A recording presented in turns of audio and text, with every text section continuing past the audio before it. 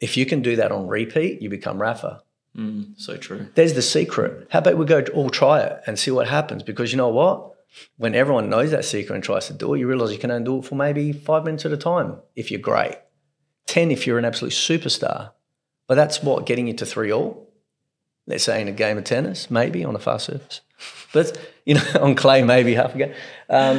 But you get what I'm saying here is that it teaches you these things to let go and then to focus back in and to do it very quickly.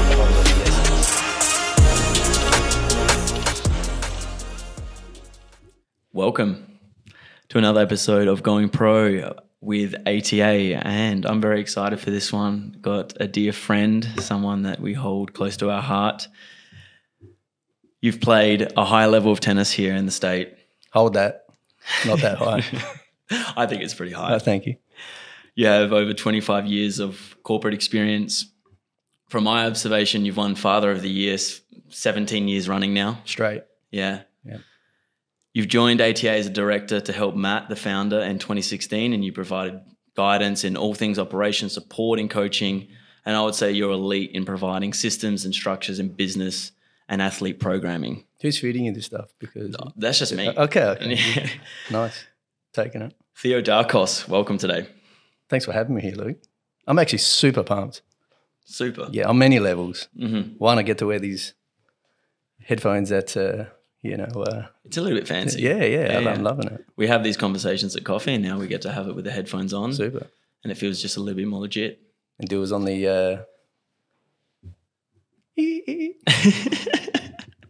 Let's go. Let's have some fun. So there's so many things I want to talk about. I feel like this is going to bring a lot of value to many different people from a different lens on where the professional journey goes wrong for people. So I want you to paint a picture around what it was like playing tennis in the 80s. You're around some absolute guns. I mean, just to mention one, Lleyton Hewitt. Oof. I mean, he was born and bred here. You were playing around him. He was a little bit younger than you at the time. Yes. Yeah. And I just want you to paint a picture of what tennis was like in the 80s and what the scene was like at that point. Wow. And how you guys trained and what you did for scheduling, programming, I don't know, like fitness. what was it like? What was it like? How different. Yeah. Wow, what a question. And the 80s/90s. Look, you mentioned Lleyton and like what a name to mention, like you sort of think, was it a dream? Was it really happening back then? And I'll tell you, I remember just a quick little story is that we used to get sent our tournament schedule and the draw by the post, and you sit there, like a young kid, you're waiting next to, the letterbox, and you're waiting for the mailman to come in, and there's, letter from Tennis SA, and you open it up and there's your draw. And I remember in one occasion, it was a 16s tournament somewhere, and I remember seeing this kid's name, Lleyton Hewitt, and I couldn't pronounce it. It had 2 L's. I'm like, what, who? Who's this? Who spells their name with 2 L's? And anyway, the long story short, I used to sit there and use blue tack and put it right next to my bed, and you'd see the draw and you'd visualise yourself winning the tournament, all these sort of things. It's 16s, right? Full well knowing you're not going to get past the quarterfinals ever because they were just dominated by, the 6 to 8 top end guys who were, winning nationals and whatnot, who all went pro, by the way, back then. And there's this Lleyton Hewitt kid. I mean, okay, well, I don't know who he is. Make some phone calls, and back then, with the old phones. And lo and behold, it's supposed to be some 12-year-old whiz kid who was, really good and whatnot, but he's 12. So I'm sort of having a bit of a laugh, And then I ended up playing him in the first round, and I was winning, I think, maybe 2-love or something, and then it was 2-1 and change of ends, and he looked up at me and he was like half my size back then, and we were little, and he looked at me and he said, I can't believe I'm losing to someone as shit as you. Square in the eyes. And I looked down at him and I sort of laughed. I thought, I like this kid. And then he reeled out 5 straight games. And he took that first set, and then I was in disbelief. He had this entourage behind him, mum, dad, sisters, grandparents. It was a lot of people behind him. And I was in shock. I was at the other end going, what's just happening now? I'm losing to a 12-year-old. There go my tennis dreams. I'm shattered. And long story short is he bet me like 2-2 or something back then. And that was like what's just happened? Yeah. And then we had to unpack it with all our other 16-year-old mates. Who is this kid? What's going on? Like, how can he be so good? And before you know it, he just bypassed everyone within 2 years. At 15, he ended up playing Adelaide International back then and winning it. And that happened like in 3 years. And it was like, and all of us are still sitting there, we're, 19 years old trying to go pro, training 30 hours a week, getting burnt to a crisp in the sun. And Lleyton already, by the time he was 19, he was number one in the world and, winning majors. So it was a privilege to be around the number one in the world as a junior and seeing him and how they went about their business and how different they were to everyone. And at the time feeling like, you can't be like that. Only they can be that way. They're cut out for it that way, not interested in making friends and hanging around everyone and, doing the stuff we did. They were there for a sole purpose and they got there so quick and you just never saw them again. So the local scene just came and went for Lleyton. It would have, can't speak on his behalf, of course, but it would have come and gone in 2 years, 3 years. That's it. He's international. He's a superstar. He's one of the, in my opinion, one of the, I suppose, fastest rising prodigies that we've ever seen at the time, because he broke a whole bunch of records for what he was doing for his age. Some of them that still stand. So yeah, that was a Lleyton story. Did I digress? I'll talk a lot. You digress, but that was a fantastic digression. Sorry. Yeah, there's so many things I want to say to that. It would have been amazing to witness that at the time, but it would have been even better to greatness. Yeah. But then afterwards when it all happened and when it was said and done, to be like, oh my God, I saw that unfolding live before my eyes. And we were part of it. Yeah. It was witnessing greatness and it was pretty special. And same thing with Roger, Rashid, I was at Pembroke at the time and not at the school but at the club, and Roger would just come off the pro circuit and play, senior state league these days, what they call state pennant back then, and just roll out and play Saturday afternoon. And we'd warm him up, do that sort of thing. What a privilege. 2 years later, he's like coaching Lleyton. 5 years later, the number one is in the world and, building an international coaching career, at the highest level. So, again, another privilege in what was going on around us at the time, which seldom happens these days. What do you think they were doing differently? So you talk about Roger, Rashid, and then you talk about Lleyton. What separated them from the rest as to why they took things further than maybe the group of other people and even players better than you that didn't really go as far? Yeah, look, to be honest, unless am I qualified to be discussing matters of that level? Probably not. It's just an opinion they'll probably have. But different things, Lleyton, again, Roger was from a different era, just an all-rounder and an all-round awesome bloke and all that sort of stuff as well. But Lleyton, the difference was they had some type of it has to be a gift. I can't see it being anything else earlier on. Like the perfect storm of having parents that were that focused, a child that didn't break, and just a belief system that till this day you can sort of almost see it in his eyes every time he's coaching Davis Cup or doing all the things he does. He's a winner. He wants to win, and he. From a child, had this look in his eye. And even, I remember a quick story, again, him playing Roger once, and this was Roger Rashid at the time, who was 200 in the world and was travelling the world and, was a huge 6-foot guy with quads, bigger than both of mine put together and maybe adding yours in there too. And the guy was a beast and a specimen, and Lleyton at the time would have been weighing 60 kilos, maybe less, 15, beating him that afternoon, squaring him in the eyes like he wants to brawl. So you can talk about what differentiated Lleyton is because he was a world-class beast mentally and obviously physically. The way he ran and everything was the fastest and fittest athlete on the planet at the time. But, yeah, mentally, I don't know. You can't really teach that or coach that. This is just a quick note on our podcast sponsor. This podcast would not be possible without the support from 4RT. They are a creative house that helps businesses with their advertising, marketing, and content needs. If your business has a story to tell, then these guys can really help you with that story. And through ATA, they've helped us massively, and we trust these guys dearly, and we feel like they're the best in the business, so they could add a lot of value to your marketing and advertising needs. in that time, do you think, I mean, it's a different era, right? I mean, the era you grew up in is different to now. Vast. And the environment we are in shapes very different who we are, right? So was there a bit more of that back in the day in 80s, 90s, where it was a little bit more like rough and tough and you had to be really strong mentally? Was that really something that was more common in that time? Definitely. I do speak, again, without qualification here, but just from life experience, which in some forms is a qualification, of course, over time. Like an honorary degree, you do something for 30 years, they say, hey, you never got the piece of paper, but, we're saying that they you know should what give you're out degrees like that, some sort of life degree. I think I'd have 15 of them by now. Unfortunately, I've only got one on the wall.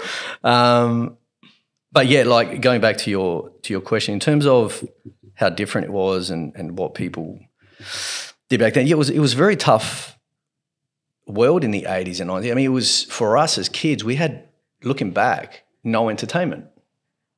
We had, 4 or 5 TV channels. We had, ABC 7, 9 and 10 and, core hours, you're watching news and, you're watching reruns of, Cowboys and all that sort of stuff. And you had a bit of Batman from the 60s playing and it was boring.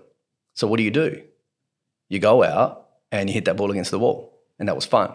And you go out and play soccer and then you go out and play cricket. So in the 80s, anyone who was half talented or had a little bit of, hand-eye coordination, I think everyone could bat, everyone could bowl, everyone could play tennis, everyone could kick a soccer ball, everyone could kick a footy. You had to kick a footy in the 80s. Like, it's just the way it was, I think. Or you're a muso or something else. Like, but if you're on the playground, you had to do everything. And what happens now is kids are so stimulated and they're competing for entertainment, but it's all virtual. So in my opinion, because society changed in such a rate the last sort of 10 years, I've seen it with my children in particular, is that we were playing sport for escapism. We were playing sport for this dream that we didn't even know how easy or hard it was because we had no factual information backing any of that. Because I can Google it now and say, what are the odds of me becoming a tennis player? Google, and I'll probably get a stat. In those days, you had zero intel. You just thought if I train hard enough, I'll be like Stefan Edberg, I'll become Pat Cash. No problem. I'll just train 5-6 hours a day and it will happen with zero guidance, really. And, people will tell you in the 80s and 90s, you're getting coached once a week for 30 minutes, sharing a lesson maybe with a mate. I think interest rates back then were, 18% at times. I remember, people just buying their first homes and mortgages and, I'm not sure exactly how, how rich and poor everyone was at the time in Australia, but it felt like in the area that I was growing up, everyone was doing it tough. But then you look back and you think, well, we were in blue chip suburbs and having a pretty decent life. But, we were recycling brown paper bags for lunchtime. So you think about where we were coming from, what we were doing, it was a lot tougher than what it is now. And we needed to play sport to escape. And sometimes we'd play sport for 8, 9, 10 hours a day. Summertime, it's 38 and, there's, you got it, slip, slop, slap. There's no slip, slop, slap. You're out there and if you can hack the sun, you hack it. If you can't, you can't. And in tennis in particular, we were training upwards of 5-6 hours a day. I call it training, but we weren't actually training. The takeaway here is that we were playing. So the takeaway out of all of this is in the 80s and 90s, I believe, all of us kids that were in the tennis circuit, we were playing tennis. We were very hard to beat. We were ugly tennis players. Yeah. Like there was a lot of, self-taught tennis in there. But boy, everyone was hard to beat. We learned how to literally, like how they in America talk about playing basketball in the streets. Well, we were learning tennis on, the streets, but we were on nice hard courts and Spencer's in Trinity Gardens and, Kensington. But yeah, we had technical coaching 30 minutes once a week. Yeah. What happened to, so now you're getting parents who are getting their kids coached, 5 times a week for an hour and a half every time and, over coaching everything. And we may get into that later, but I hope I answered the question. You answered heaps of things there. That was really awesome. I mean, so many things are coming to my mind right now. I mean, we've almost gone the other way where there's value in both. And now we just, like you said, we're getting so much overcoaching, so many sessions. Everyone is paying for strength and conditioning coach, paying for squad sessions, paying for private lessons. And technically they look great. Like so many players look so good, like $1 million. But I'm just seeing time and time again, like a lot of kids are not growing up with like the mental side, which comes from learning to play the game, like you said. Correct. Just from going out there and experiencing, playing a bunch of practice matches, just training with your mates and 100%. starting to really understand how the game works. So it's like you've gone from one extreme to then the other extreme, and it's like we kind of need to meet in the middle a little bit. You know who meets in the middle? Everyone you see on the tour. Every top 100 player was that middle.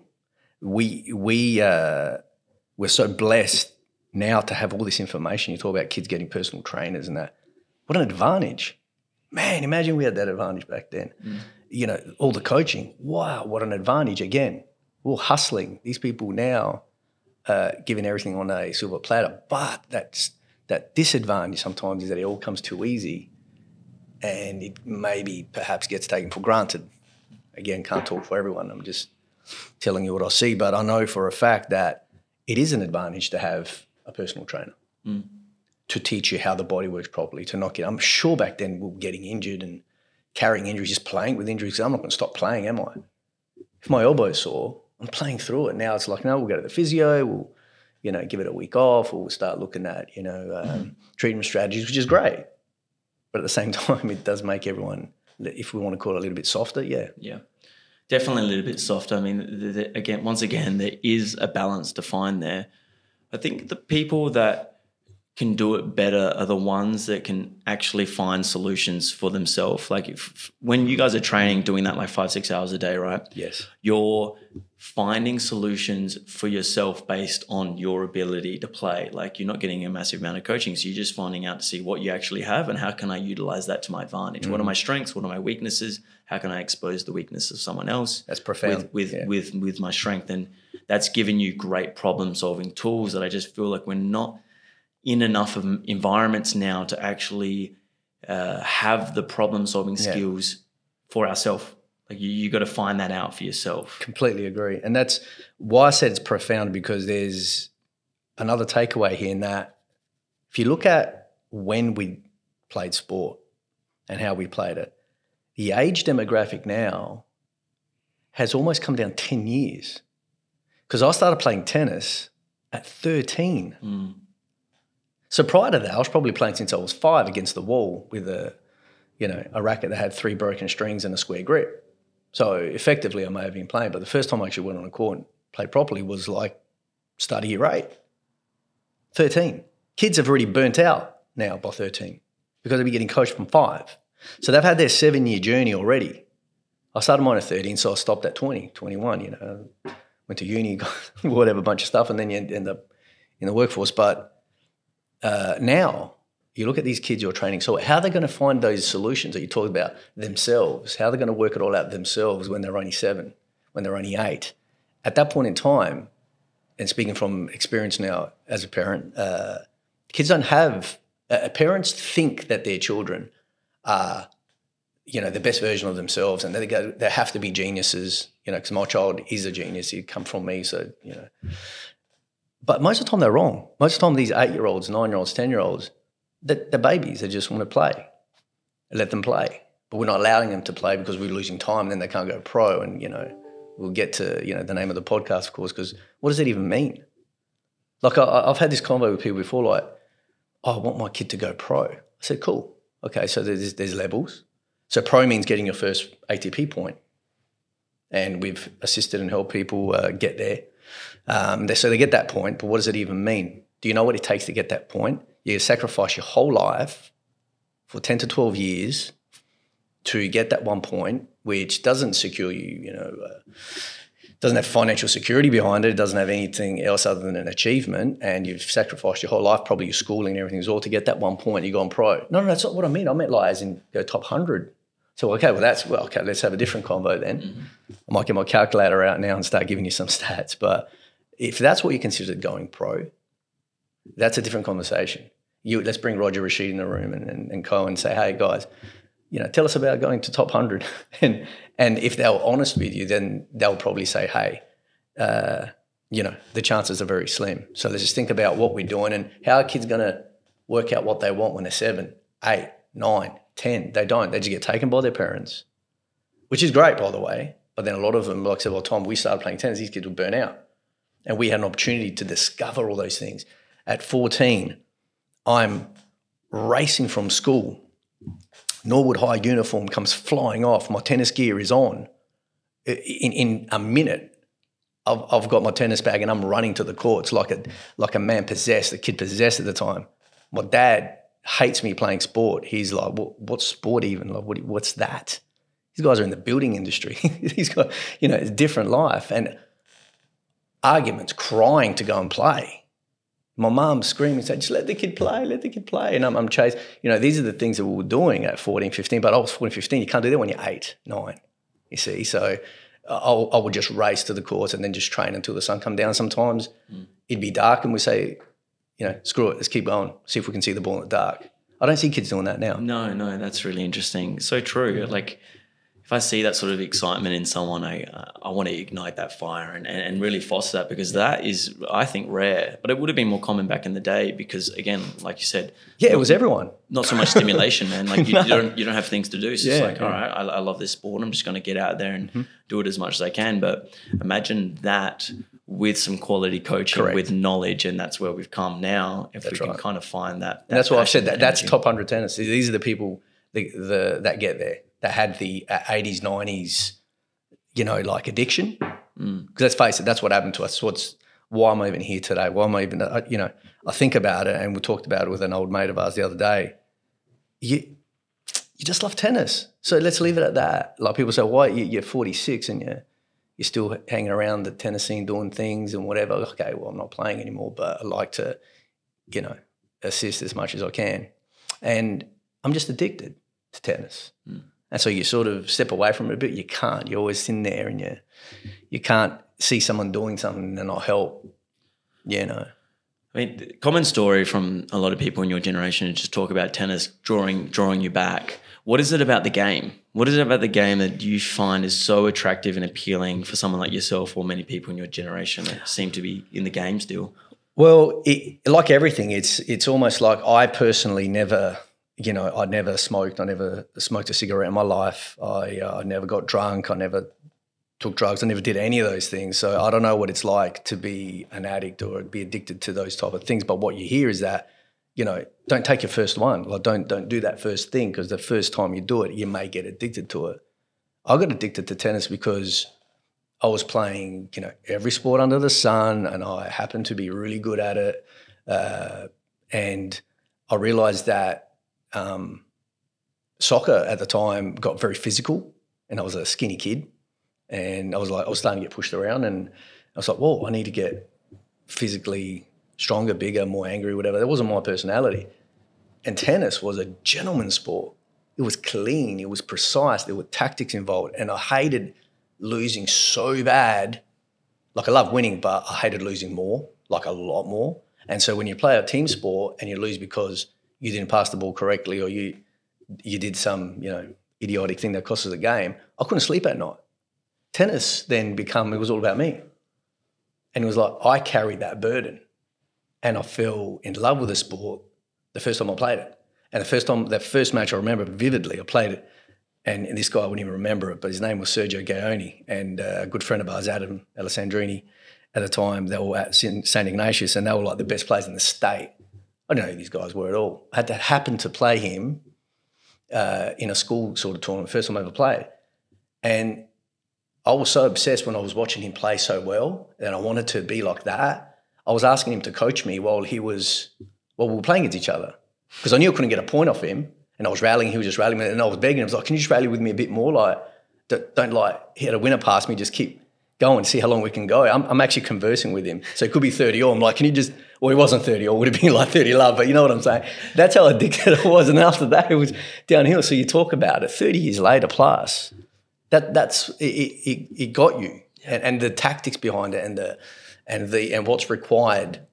And I'll tell you I'll digress for 30 seconds here, but I'll tell you, when I watch tennis with my family, because obviously they had to watch it with me and be part of the tennis journey all these years, and we go to the Aussie Open every year and all that stuff, and they love it. But when we watch matches and I say it could be 30-all, and I'm like, oh, super important point now, right now, and then it could be love 30, or it could be any of those variations of the scores, and I'm like, this is it, like biggest point of the match, and they're looking at me going, but you've said that like 7 times already. How can you have 7 times the biggest point of the match? And there's no like logic to it.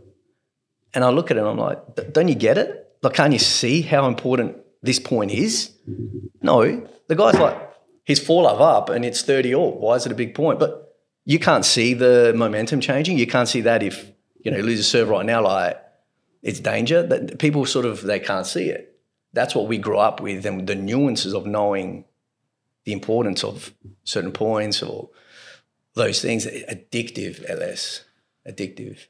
The highs are extremely high and the lows are very low. I mean, playing an individual sport and having it all on you. Yeah, lots of crying. Yeah, I was a little baby, man. I used to cry my eyes out there and I couldn't control it.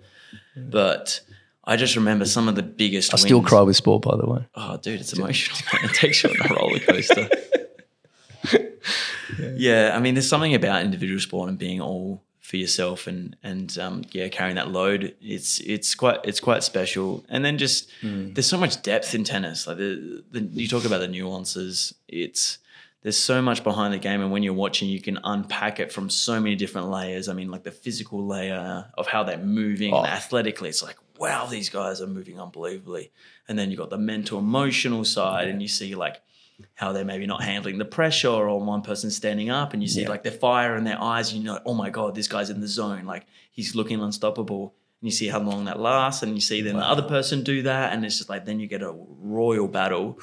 And there's just so much going on. The dynamics behind it all is just epic when you understand and have a feeling of the game. And having that feeling of having an intense match when you're involved is definitely a peak experience that you can have here on this earth. And it is, and that's why sport is so addictive, because sport evolved from, we're talking about gladiatorial type events, 2,000 years ago, where people had to die to get the entertainment. And we've created sport over time for, viewing pleasure and the enjoyment.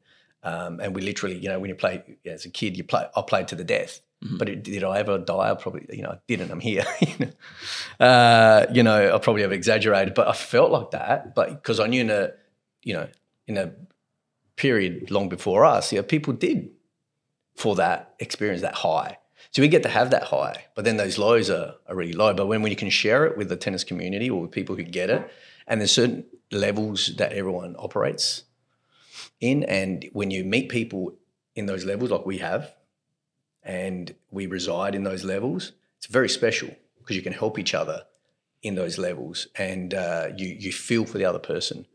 We might get to it later, but when I'm helping some of the young pros and that, how can someone explain, like, when someone loses, if you haven't been there yourself and understand the concept, not talking to someone for like an hour, say, after a loss, but just standing or sitting next to them without a word being said, waiting for that, how you feeling moment or whatnot.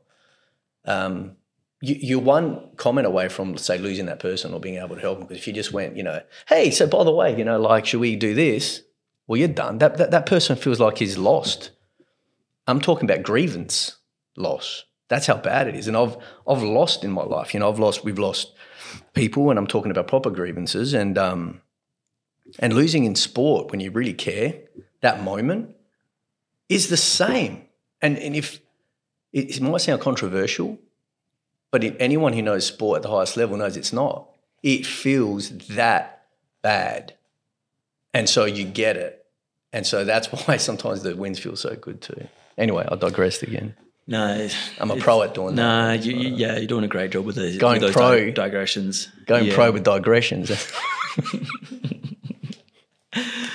Oh, man, it is heartbreak out there though, man. Like, dude, it hurts. And you just, I know when I've had loved ones or people close to me after a match and I've just had a shocking loss or a really tight loss, it's just, I need my moment. I can't have anyone talk to me. I just need to just sit there and be with that because I'm hurting and I'll be fine. I just need to have my moment with that. Of course. But you touched on something that was really important that I want to dive into. Let's go. Just around managing players. So you've helped a few players. You worked with a bunch of talented players playing at the highest level in their age group. Very blessed. Players working also closely to get ATP points and then getting ATP points. What sort of things do you provide players with when it comes to like mentoring and managing? Oh, look, it's hard because I reckon that's probably a question that, you'd have to ask them. I think I can tell you what I feel like I give people, but you're only going to get honest answers from, the players themselves. But I've been very blessed, and somehow life has taken me to some really, really privileged places, and I've happened to assist and help some of the most talented 12-year-olds you've ever seen, and up, and some who were there, and I've happened to help and assist at 18 or 19 and 20 years of age after they've had a little bit of the journey. And I think life experience and life advice, who's qualified enough to help young athletes, young tennis players through their, sporting journey? We all go and get our level 1 Tennis Australia, piece of paper that sits on the wall, and go get your business degree or your commerce degree, and that sits up there with it and a whole bunch of other stuff. So that makes us automatically, qualified to say, look, I'm qualified, I'm going to give this person advice. Well, I disagree. And yes, we have those papers, they're important. But then I think, you're taking someone's happiness and someone's life on board, and then it's incumbent on you to give them correct advice as you see it, to be able to help them. And that's where you need life experience. And that's where I believe I've done my best to help everyone through that tennis journey. And I've been lucky enough to have succeeded in a lot of them. But then if you actually break that question down, what is it that you've actually succeeded in? And, did you get to number 1 in the world? No. Did you get to the top 10 in the world with your player? No. In actual fact, did some of your players even quit? Yes.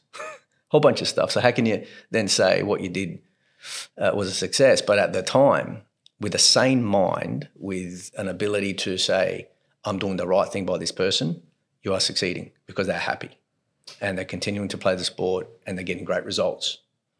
And what happens thereafter is a parental issue. And a lot of it the parents have to take ownership. You can't just handball it off to coaches and trainers and mentors and whatnot. But I think what I provide in the main is some formulas that are the most simple formulas on the planet. As we know, the simple things in life are often the best. And the simple formulas of being able to derive good habits over bad habits early, just basically point you in the direction of success. And you can debate that. We can debate it with anyone. Because I've had, people that have, in all sports, go and get drunk the night before and then go and played loose and relaxed and won and say, that's the winning formula because I won. Of course it was today. Is it next week?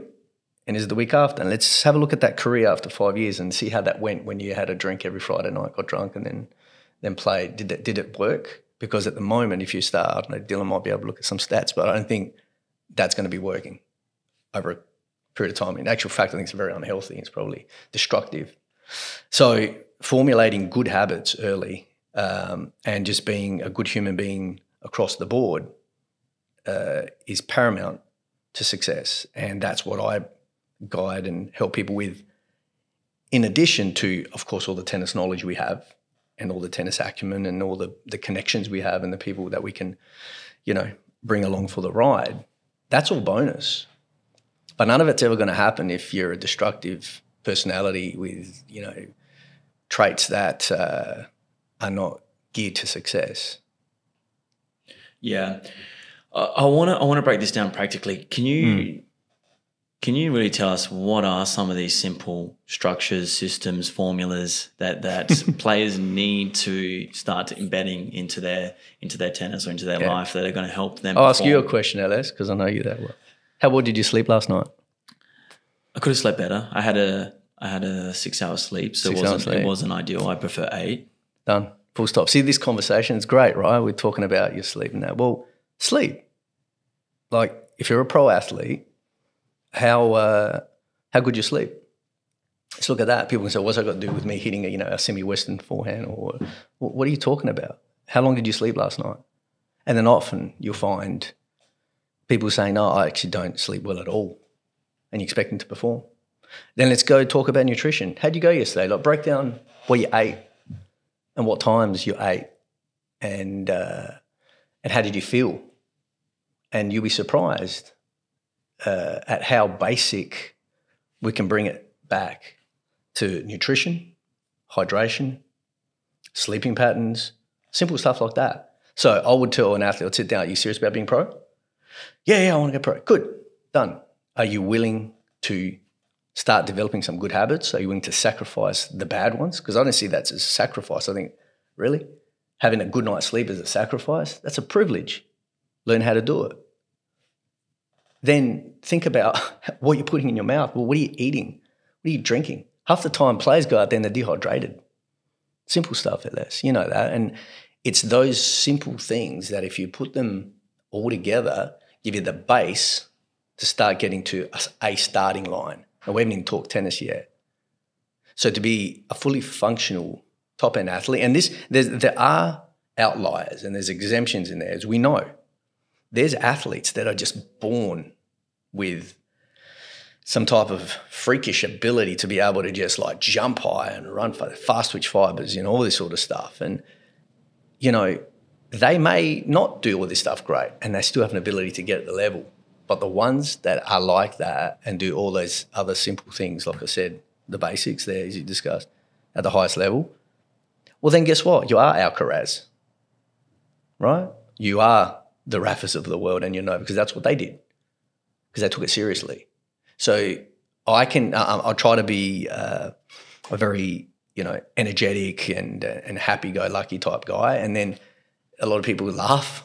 They say, I think I'm really happy-go-lucky dude and funny and whatever. And they're like, you're the most intense person we've ever seen.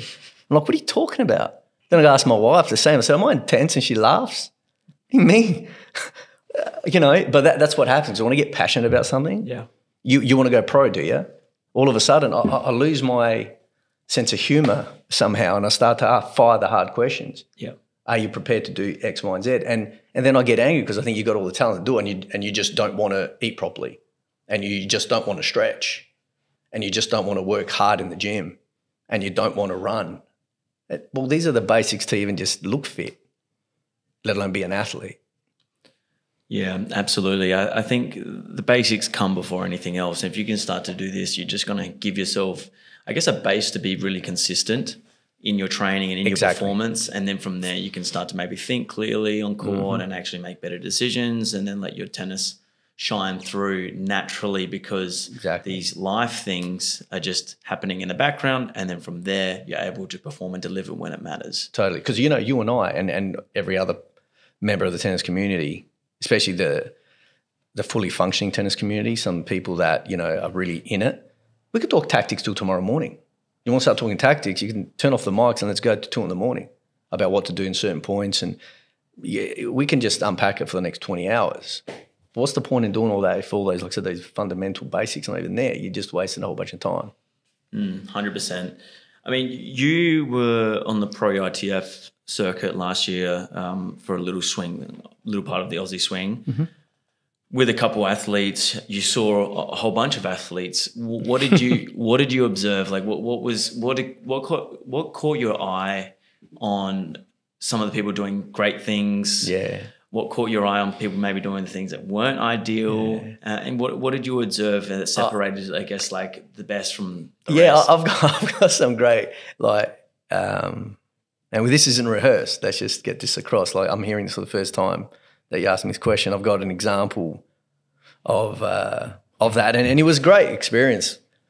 It was a great experience to see how big of a hustle that circuit is. With all due respect to it all, and they say this themselves as players, and that's almost like a travelling circus. They all know who they are.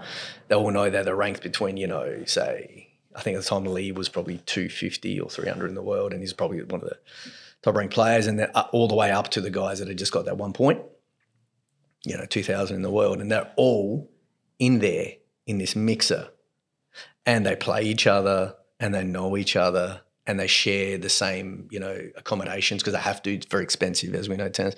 Every now and then, you see people who come from money, and that's okay. They've got their own place, but it's a grind, okay? So when I saw everyone in this mixer, and I'm thinking, we're talking about getting a good night's sleep. We're getting about how well are you eating, how well are you drinking, all those things. And then you see the way that they operate, and you're like, well, they're in the grind. But what they have, all of them, is talent. They've had the journey. And they've got guts, and they can do it. They can, wake up the next morning after having 3 hours sleep and go out and just do it. Now, are they performing at their highest? Of course not. Are they making correct decisions in key moments? No, they're not. But a couple of people caught my eye, and this was before it all happened. And one, of course, Lee too's a friend of ours, and he's a pro, full stop. He goes and takes care of his business. And I'll tell you how that happens is because he doesn't spend a whole bunch of time at the venue. He goes to the venue to play.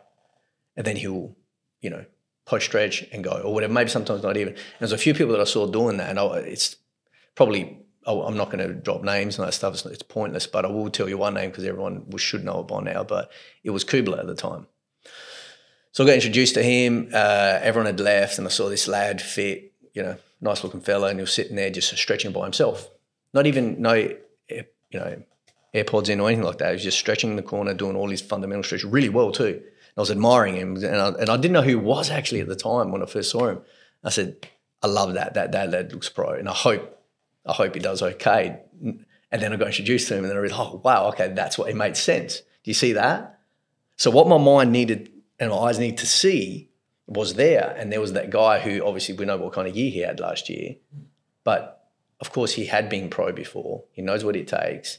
He wasn't there larking around like a lot of them are on their phones, and that they may think, TD, well, you can't say that, but they are. They're sitting there on their phones playing video games with each other, messing about and stuff, and that's great. And I actually encourage it. I think that's awesome. But don't think you're going to be doing what Kubler's doing or what Lee's currently embarking on. It's too hard because you have to stay disciplined.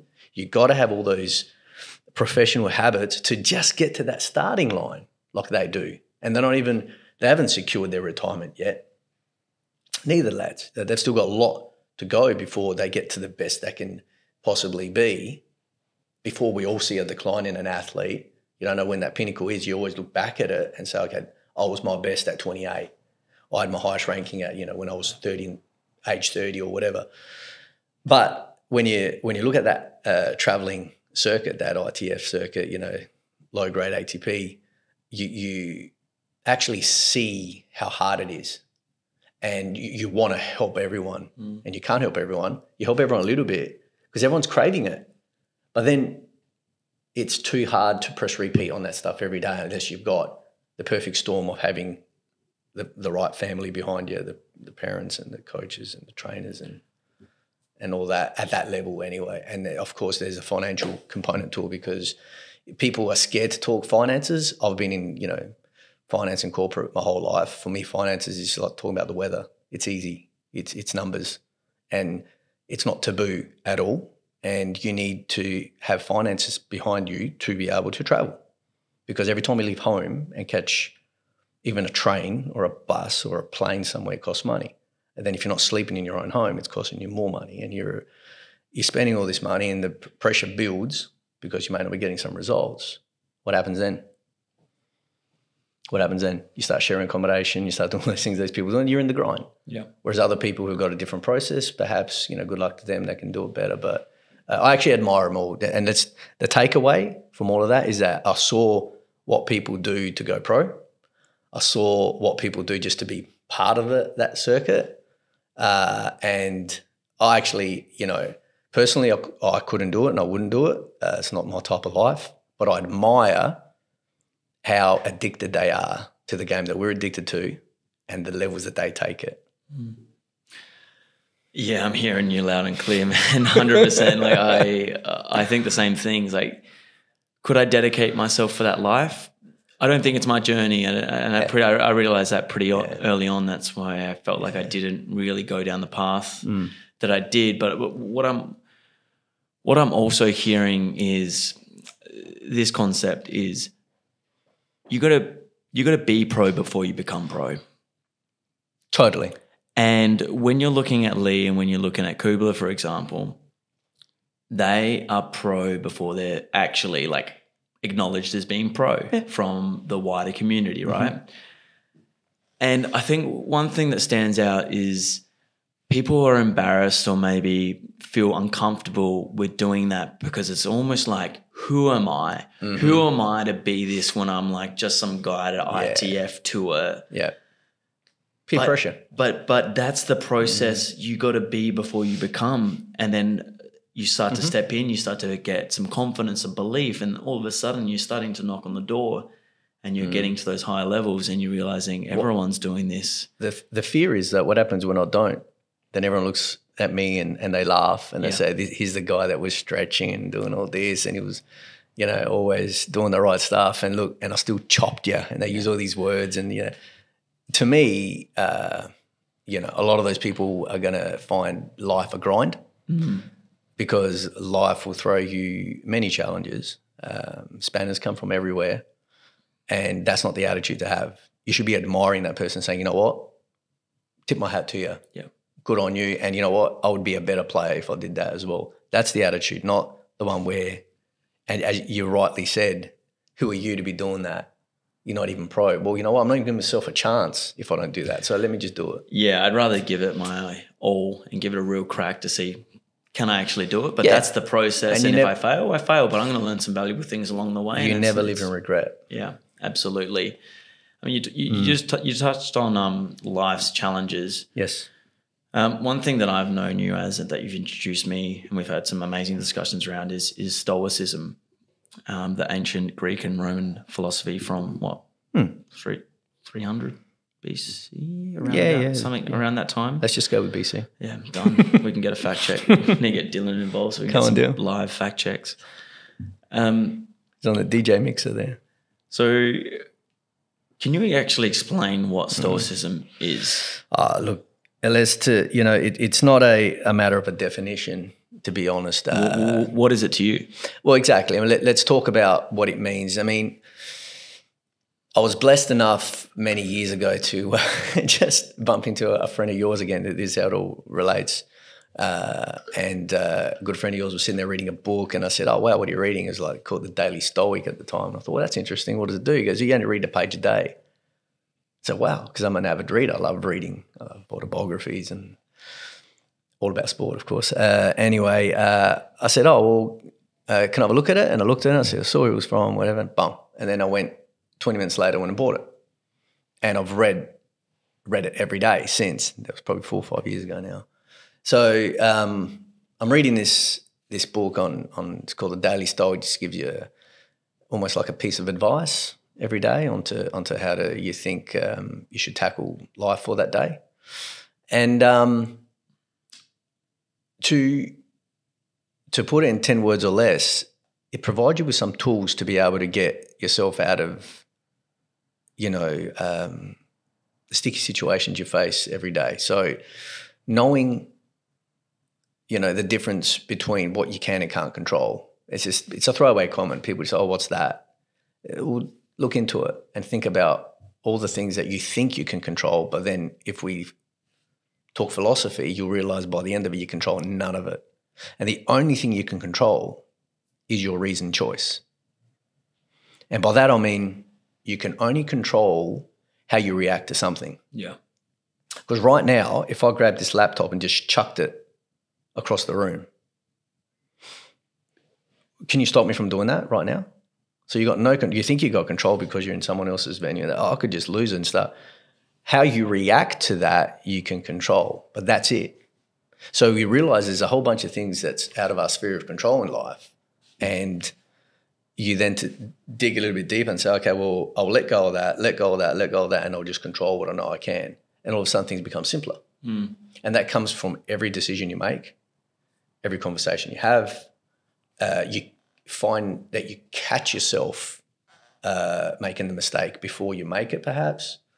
And so trying to live a stoic life will only be judged at the end of your life, basically, to see, you look back and say, well, did I or didn't I? In the meantime, you try.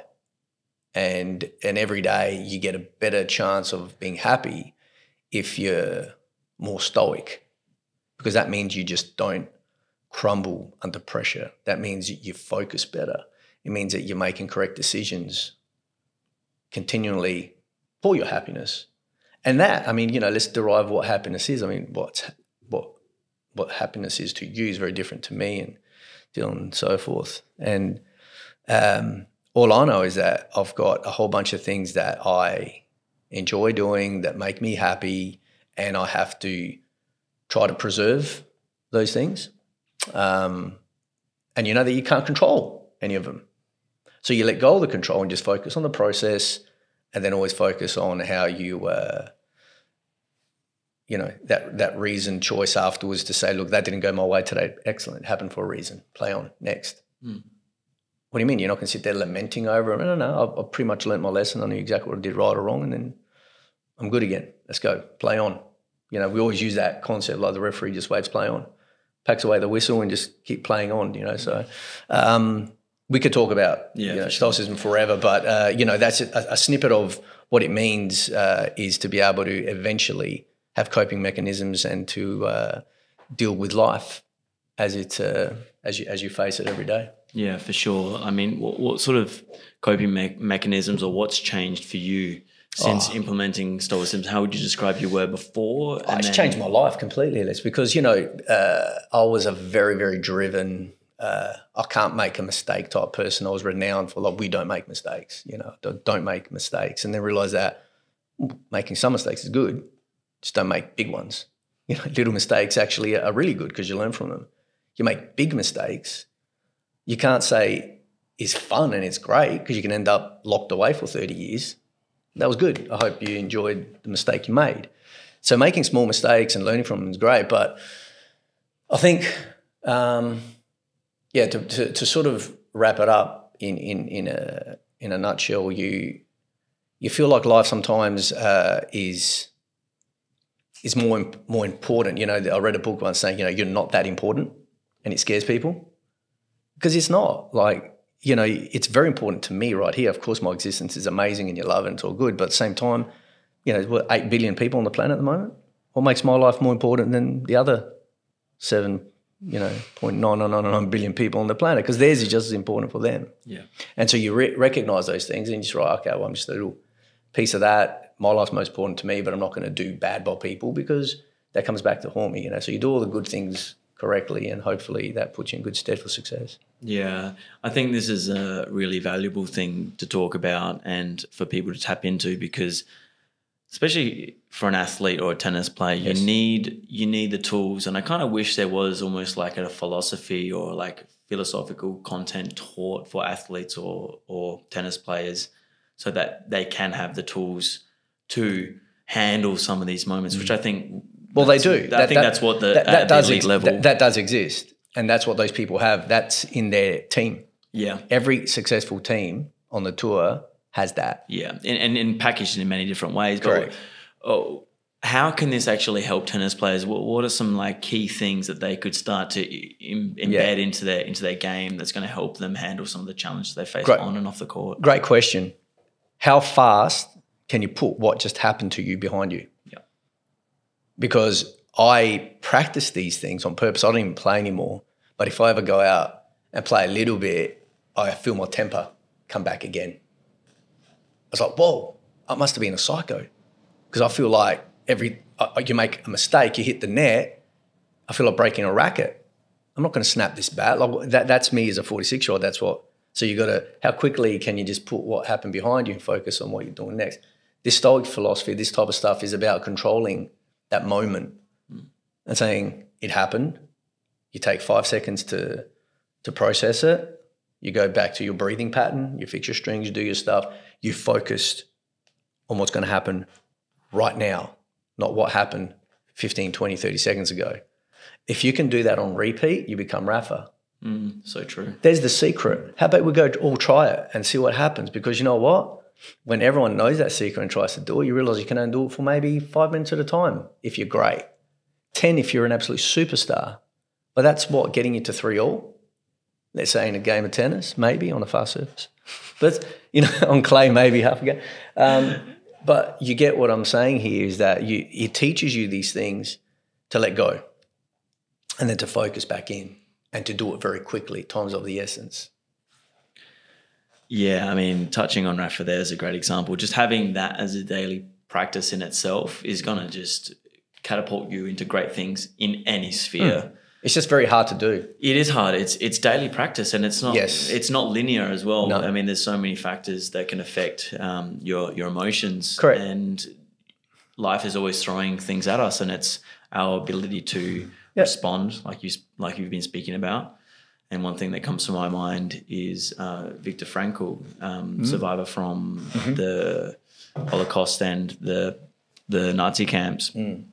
And he wrote a book about man's search for meaning, and his ability that in that circumstance is the most horrific. I mean, you have every reason to be just all over the place and just, in such a dark way, such a dark space. But he talked about the only thing we can do is our attitude to how we respond to any given circumstance. Well, that's him. Correct. As a Zen master. Correct. Being able to handle his attitude and how he responds to the most horrific experience that any human could face. I mean, that's the most extreme example.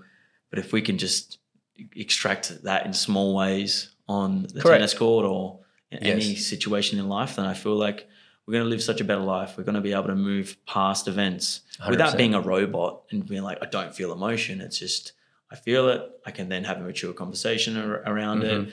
Maybe sometimes I feel the emotion a little bit longer and then I respond after and I take a pause, and you know how to handle yourself in certain moments. Yeah, exactly. And we're talking about, again, life or death situations. Yeah. Right? But we did discuss earlier how sports people feel like it's life or death.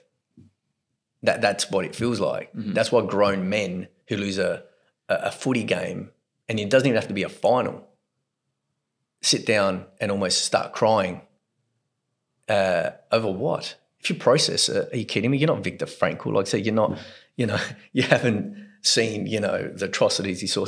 What just happened? You lost the game, but you took it so seriously because it meant so much to you, and that's why the fans love you and it's all good. And so, yes, the coping mechanisms of what you got to do are very much in parallel.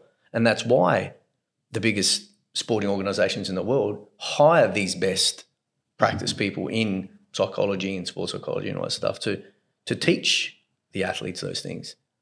And Ash Barty had, I believe, I forgot his name. I think it's Ben Crowe. Ben Crowe. Like, wow. He's amazing. I've listened to some of his podcasts and, amazing. So everyone wants Ben Crowe because, look, it's not only what he did with Ash Barty, he's done it over and over again with footy, but these are formulas to success. But to actually apply these formulas is like a very complicated mathematical algorithm. Dill was a smart guy. He got maths. He probably went better in year 12 than I did in maths. And, he sees the algorithm and goes, yeah, I can apply this. I used to see that algorithm and go, okay, well, damn, it's long. But if I apply it, I know I'm going to get the right answer. And that's how these things are. Like if you can apply them, if you can apply Viktor Frankl's mentality to sport, you will go pro. But 100%. Can you? Can you is a different story. That's the big one. We spoke about in the intro as you being father of the year, 17 years running. 17 years running. Yeah. In actual fact, I'll tell you that next week is our 20th year anniversary of being married to my lovely wife, Amalia. And, amazing. And 2 years before that, we knew each other. So 22 years we've been together. I think that qualifies me to be able to talk about anything. Fantastic. That's your life degree, right? Well, that's what I'm saying. That's the honorary degree, isn't it? So you were saying, Yeah, I mean, in tennis, the role of parent is extremely important. Yeah. I mean, if you don't parent well and then expect the coaching team just to no, it doesn't work. just swoop in and take charge and take someone to be pro, it's Doesn't just work. you're thinking fools. You're thinking fools thinking, yeah, for sure. And it's just so rare. It's so rare to have, I guess, a broken family unit or a family unit where the parent is like disengaged or Dysfunctional one. dysfunctional to then feel like you can go towards a successful journey. So I guess what I want to say is, as a competent father, from my observations, Am I? I definitely think so. Yeah. Are there any things that you really value as important to guide children from an early age, just in general, and how that, I guess, feeds into the tennis journey? Yeah, look, life is tough in any way, shape or form. And, being a parent is very tough as well. So it's tough enough for people sometimes to be good parents when they themselves don't even have any idea of who they are as individuals. They're struggling with their own, I know parents who are struggling immensely with their own, being and let alone that of others, and then having to make them a pro tennis player or a pro athlete. You're only going to succeed in that regard is if your child is an absolute prodigy. So that's genetic. That's from your genes or maybe your grandfathers and grandmothers, whatever. But unless they're a prodigy just driving themselves and you're sitting there for the ride, I don't know too many like that. And I don't know how many in every sport, how many there are in every era. But if you're waiting for that to happen, just keep your fingers crossed and see what happens. But being a good parent and then having to be in a professional sporting journey with them at an early age, it's very tough work. And I take my hat off to every single tennis parent who's surviving the journey and going through it, because the advice I give people is be a parent and be the best parent you can possibly be. Instill the values that lead to success if you can. Now, a lot of people will find it offensive because they'll say, well, who are you to talk about this? And well, I can talk about it because I have been, a parent for a long time now, and I've got a boy and I've got a girl, and I've done my best with my wife to raise the kids in the best possible way. And we know what we can control and we know what we can't. And we'll always say health first before we say anything ever. Because if we're not healthy, we've got nothing. So if you're going to destroy your child's life by putting immense pressure on them from the age of 7 because they want to be a pro, well, you've lost your health component. And that could be mental health generally that goes first. Good on you then. You did your best. But be prepared now for the fallout. So if you have a look at what it takes to become a professional, even in tennis, let's say, first and foremost, don't lose your child over it. Second, be the best parent you can possibly be. Let the people do the job that they do. So if you're a parent and you're sort of, I don't like the grip that my kid's using or whatever, maybe have some faith in the coach. But if the coaches are numbnuts and they're no good, well, yeah, then maybe you have to start taking charge and looking at doing something else, because not every single coach is going to be a jet. Not every single personal trainer that goes and gets their, qualification from, some online portal is not the same guy as what, say, Roger Rashid was back in the day. Yeah? So who are you trusting? As a parent, make the correct decisions. Those are the decisions you've got to be making, not, sometimes getting into the nitty-gritty and then or taking over the whole thing, freaking out every time your kid loses. Because at the end of the day, if your child's not addicted to the game, they're not going to be a professional. Yeah. What are some of these things that you, excuse me, what are some of these things you're talking about in terms of correct decision-making? So aligning yourself with successful people. There's one. When to discipline. 100%. How to discipline. Correct. Do you take their devices away? When to take when to reward them? Or is that correct though? You take a device away, maybe your kid short circuits and there you go, it's all done. Or is it? Depending, it's all context dependent, right? Correct. I guess in these key moments, trying to find the right action that's going to work for your child based on their needs. Yeah. Love prevails. Love prevails. And if you love your children enough and you give them the correct advice, I believe anyway, I don't need to take my child's advice away. My child should feel bad enough that they've let themselves down, not me. Yeah, yeah. At that point, I'm talking, sorry, I should rephrase. I'm talking teenagers now. I'm talking about, 7, 8, 9-year-olds maybe. At that point, let's have a conversation about, are you allowed to pull your child's ear? Are you allowed to yell at your kid? No, you're not. You're not allowed to touch him. It's illegal. Fine.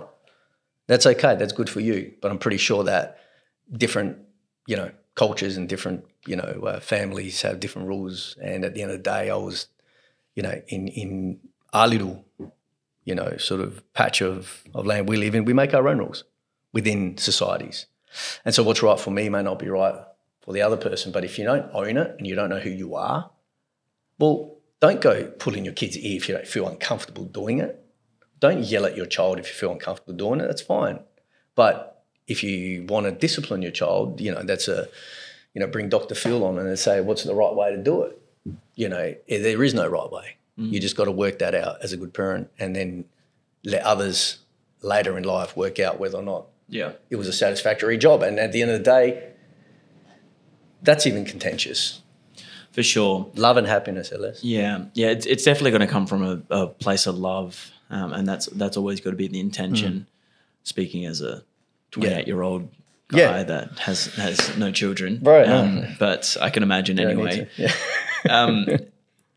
What looks like successful parenting for you in a tennis sphere and unsuccessful? Like how can we break that down? Let's say go to parents. tennis, Let's go to tennis. Parents, if you want kids to be aspiring tennis players and go and become professional, what does the parent's role include in a tennis context? What's really important and what is not helpful?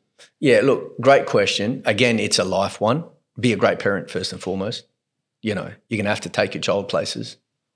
You're going to have to, in any way, I think this, you take this either way, but don't get involved with the other parents in all the minutiae, the game scoring, the who won what and then when and all that sort of stuff, and then talking about the other person's kids and then the other person's kids and this and that, and then getting to those cliques and those groups, and all those things just don't work. They don't have longevity. They wear you out. And I speak to parents about this all the time, and I give parents of my own vintage, most probably a bit younger these days because we got married pretty sort of early and had kids early, and I'm giving people advice on like, well, why am I giving you this advice? You should know this.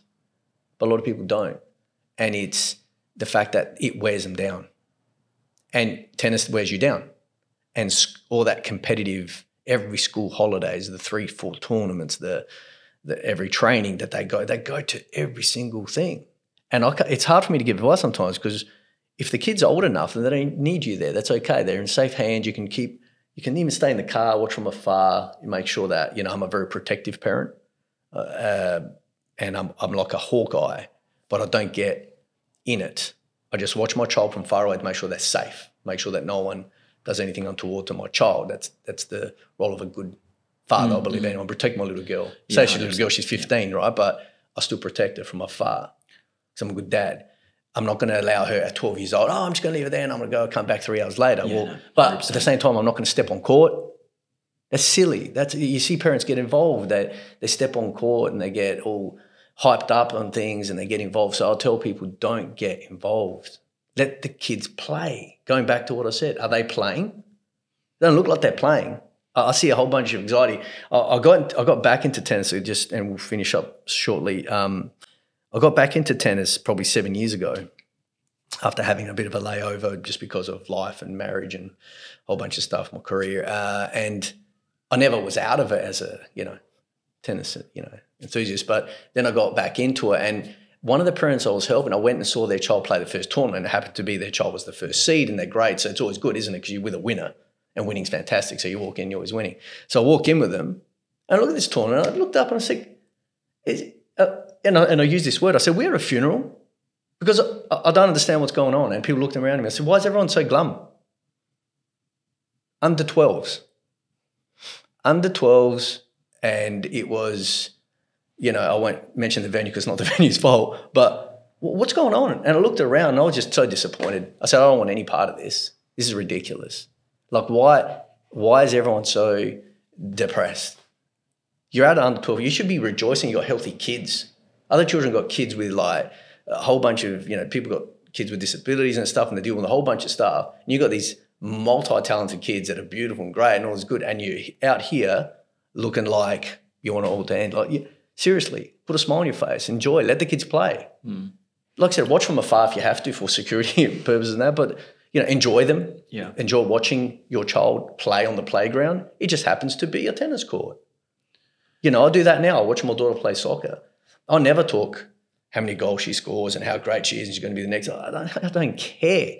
I tell my mates, I said, where were you today? I said, I was just watching my little girl play. Play what? I said, I should play soccer. And you say it in a different way. I said, yeah, because it's like I used to watch it on the playground, on the swings, and just feel so blessed that I've got a healthy child doing that. She's going down the slippery dip, laughing and playing. And then I used to watch her do her gymnastics, do the same thing and go to swimming and that stuff. And now she's playing soccer. She's a 15-year-old, now she's becoming a woman, but I still watch her play and I love it and I don't get involved. Yeah. I don't care. I stay back. I just want her to be happy and let her play.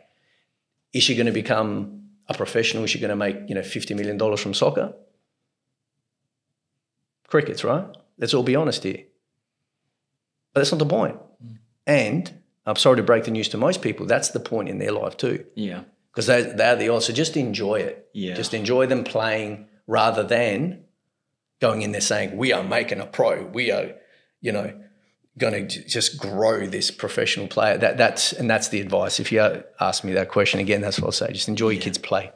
100%, man. Like it's really beautiful to hear you speak about your daughter in that context and how it lights you up, man. As a father who loves his daughter dearly, man, it's really beautiful. And I feel like we lose track of that love a little bit because we, like you said, you get so stuck in it and you're not able to detach yourself and look from the outside in. We've seen the relationships lost. Everyone has. Anyone listening to this has seen it with tennis in particular. I want to have a beautiful relationship with my family that's not centered around all of that. And I think it speaks to the idea of you want to be in this world but not of this world. You don't want to be in this world, but you want to be of this world. So you don't want to get stuck in it. You don't want to get stuck in that whole sphere. Like you need to be able to, like you said, get out of it. And I like the idea of just kind of watching from afar, just to kind of see if she's okay. Maybe talk to her a little bit about it, 100%. As long as she's enjoying it. Yeah. Offer advice if you can, if you know the sport, of course. Of course. But yeah, I feel like that's probably one of the big things that tennis, or just parents in tennis, just struggle with, man. Just really getting way too involved with just all the just because it sucks you back in. BS. Like everything in life, it sucks you back in. So you get inspired. You hear someone, say they read a book or they listen to a podcast, with someone that they really admire. They get inspired, and these parents go the next day and employ that tactic. But like we said earlier about what Lee and Kubler were doing, those pro habits as a parent. Are you doing it the next day though? Or do you just get inspired for a week? Yeah, it's so true, man. And then you're back to yelling and screaming as soon as they get in the car, and you're losing your mind, and you don't talk to your kid for 3 days because they lost against someone they should have bet because they're a part-timer and that kid still does gymnastics, and you're a full-time tennis player and you lost, so I'm not talking to you for 3 days. How does that help you? Not helpful at all. Not helpful at all. To really, I guess, close this conversation, which I've absolutely loved. I'm hearing your absolute passion. I'm loving... Wrap it in a red bow. Yeah, I love wrapping it in a nice little tidy bow. That's what we do best. Your passion to really bring things back to the basics, your ability to handle the tough situations that life gives you with simplicity so that you can let go and move forward and not get stuck in it. Wow.